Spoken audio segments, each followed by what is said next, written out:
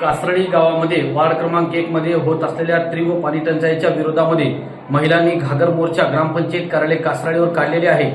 आज गेल्या 15-20 दिवसापासून नळाला अतिशय दूषित पाणी येत आहे आणि त्यातल्या त्यात एक गल्लीमध्ये एक गव्हर्नमेंटचा बोर होता, त्या ठिकाणी बोर सुद्धा नादुरुस्त असल्यामुळे लोकांना आता कुठलीच पाण्याची सोय उपलब्ध नाही। याचा तीव्र निषेध करण्यासाठी महिलांनी पुढाकार घेऊन आज कासरडीमध्ये भव्य दिव्य असा घागर मोर्चा ग्रामपंचायत कार्यालयावर काढण्यात आला। प्रामुख्याने मला या ठिकाणी सांगावं वाटते की कासरडीसाठी जलजीवन मिशन अंतर्गत 4-4.5 करोड रुपयाची योजना मंजूर झालेली आहे।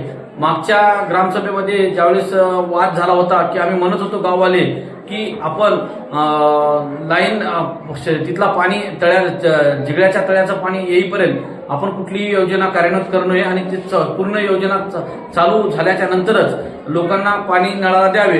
पण येथील सत्ताधारी लोकांनी स्वतःच्या हित साधण्यासाठी आणि जिल्हा परिषद निवडणूक तोंडावर होती यासाठी त्यांनी घाई गडबडीमध्ये लाईन चालू करून लोकांना दाखवण्याचं काम केलं। ते सुद्धा ते आमच्या जे ग्रामपंचायतचे जे बोर आहेत त्या बोरच्या माध्यमातूनच त्यांनी पाणी आमच्याच नळाला सोडलेले आहे। त्यांचे जे प्रायोजित आहे जे जलजीवन मिशनचं पाणी जिगळ्याच्या तळ्याचं येणारं ते आज तगायत आलं नव्हतं, पण सत्ताधाऱ्याच्या हट्टापायी या ठिकाणी एक वेळेस पाणी सोडून त्यांनी त्या ठिकाणी पाण्याचं जलजीवन पूजन केलेले आहे। पण आज तगायत ती पाणी कासरडीमध्ये चालू झालं नाही आणि या परिस्थितीमध्ये अतिशय ऊन वाढलेले असताना लोकांच्या घरी लग्नकार्य असताना पाणी नसल्यामुळे महिलांनी एक आक्रोश करून या ठिकाणी आम्ही सर्व मिळून महिलांना घेऊन जाऊन ग्रामपंचायत कार्यालयावर आज भव्य दिव्य असा घागर मोर्चा काढला।